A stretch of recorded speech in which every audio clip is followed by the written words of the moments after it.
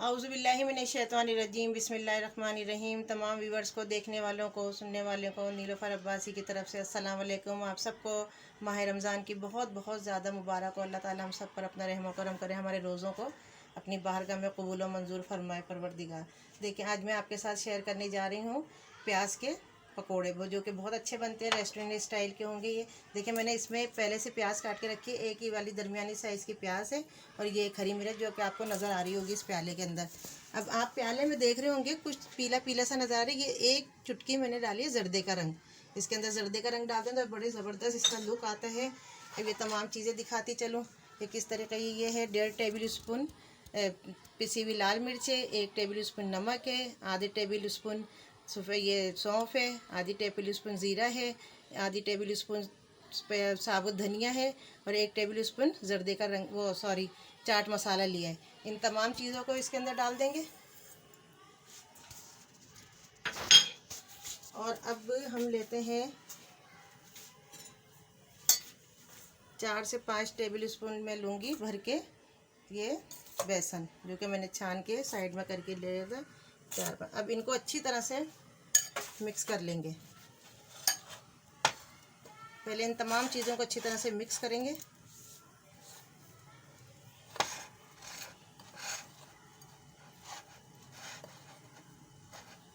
तरीके से मिक्स कर लीजिएगा।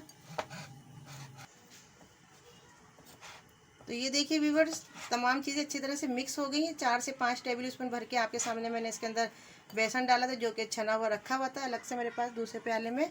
और तमाम चीज़ें ज़ीरा, साबुत धनिया, नमक, मिर्च, चाट मसाला, जर्दे का रंग, हरी मिर्च। अच्छा, प्याज देखें थोड़ी सी इसके अंदर मोटी लेंगे हम, और ये जो स्लाइस में कटी हुई होती है इस तरह से। और इसके अंदर बारीक प्याज नहीं लीजिएगा। अच्छा, हरा धनिया का आपका ऑप्शनल है, दिल चाहे तो डाल दीजिएगा, दिल चाहे तो नहीं डालिएगा। मैं नहीं डालती इसके अंदर। अब इसको थोड़ा थोड़ा पानी करके ऐसे हम इसको थोड़ा सा बैटर जो इसका बनाएंगे, बहुत ज़्यादा ना लिक्विड टाइप का हो, ना बहुत ज़्यादा सख्त हो, नॉर्मल हो। ज़रा देख थोड़ा थोड़ा सा करके पानी डालिएगा। और हमने चूल्हा जला दिया है, कढ़ाई रख दी है, गरम हो रहा है तेल। अगर कैमरा दिखाए तो देखें, कढ़ाई पे गरम कढ़ाई हो रही है, कढ़ाई के अंदर तेल है जो कि मैंने 10 से 5 मिनट के लिए और स्लो फ्लेम कर देती हूँ, नॉर्मल टेम्परेचर, ताकि हो जले नहीं पकौड़े हमारे।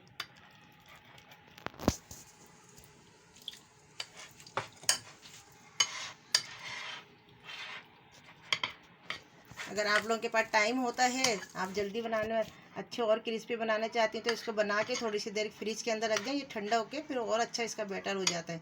अब इसको 1 से 2 मिनट हम इसको रेस्ट करने के लिए रख देंगे, छोड़ देंगे। ये देखिए व्यूअर्स, हमारा बैटर तैयार है। हमने थोड़ी सी देर इसको रेस्ट दिया था।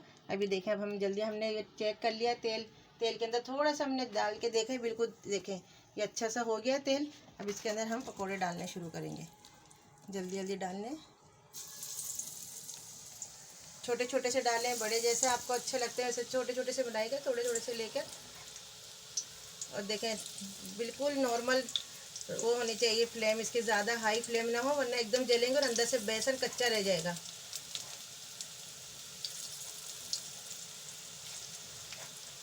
अच्छा, आप जब भी कभी बेसन पहले से अगर घोल के रखती हैं, तमाम चीज़ें डाल दिएगा, लेकिन सिर्फ उसमें नमक नहीं डालिएगा। नमक पानी छोड़ देता है उसके अंदर, फिर जो है ना बहुत ज़्यादा पतला हो जाता है।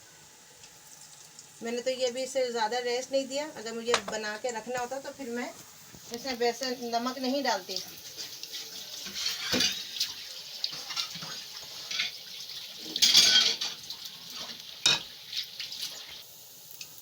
1-2 मिनट के लिए आप बिल्कुल भी इसको नहीं चलाएंगे हम। अगर हम फ़ौरन ही हम चलाने लगते हैं तो टूट जाता है बेसन वगैरह, और सारे फुल्कियाँ पकौड़ों का जो बेसन होता है उसका अच्छा लुक भी नहीं आता, और वो अच्छे तरह से नहीं, अच्छे देखने में अच्छे नहीं लगते। इसको 1-2 मिनट ऐसे ही पकने देंगे नॉर्मल फ्लेम पे।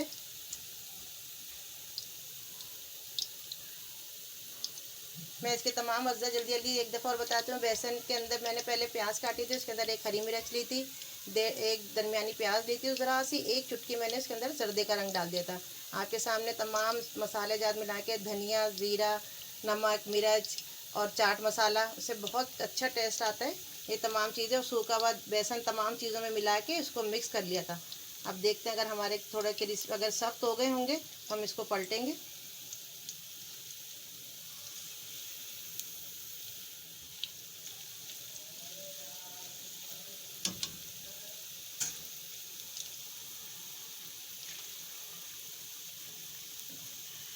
थोड़ा फ्लेम तेज़ कर दिए ताकि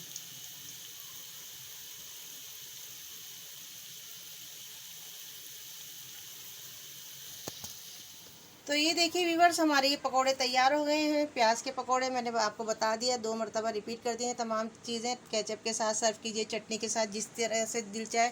अच्छा, एक चीज़ और बताती चलूँ, मेरे पास इस वक्त थी नहीं मौजूद, मैं इसमें अजवाइन भी डालती हूँ। एक चुटकी आप जिस वक्त आप इसके अंदर बेसन में ख़ासतौर पर अजवाइन डालेंगी तो बहुत अच्छा रहता है। फिर ये जो बदहज़मी वगैरह होती है ये नहीं होती। और अजवाइन हमारे लिए बहुत सादी, आप मैंने पहले ही बताया था, बहुत सारी बीमारियों के लिए फ़ायदा करता है। तो एक चुटकी आप अजवाइन मंगा के रखिए अपने घर में, और जब भी आप बेसन का कोई भी चीज़ आप बनाती हैं एक चुटकी उसके अंदर डाल दीजिए, तो इससे बहुत अच्छा रहता है और बहुत मज़ेदार भी बनते हैं। ज़्यादा नहीं डालिएगा, सिर्फ एक चुटकी डालिए, क्योंकि फिर कड़वाहट आ जाएगी तमाम। तो फिर आखिर में मैं इजाज़त चाहूँगी। बहुत दिन बाद मैं मिली हूँ आप लोगों से, बहुत सारी मेरे पास फरमाइशें आ रही थी, लोग कह रहे थे कि क्या हो गया, भूल गई हमें। तो मैं उन सब लोगों की शुक्रगुज़ार हूँ जिन्होंने मुझे याद रखा।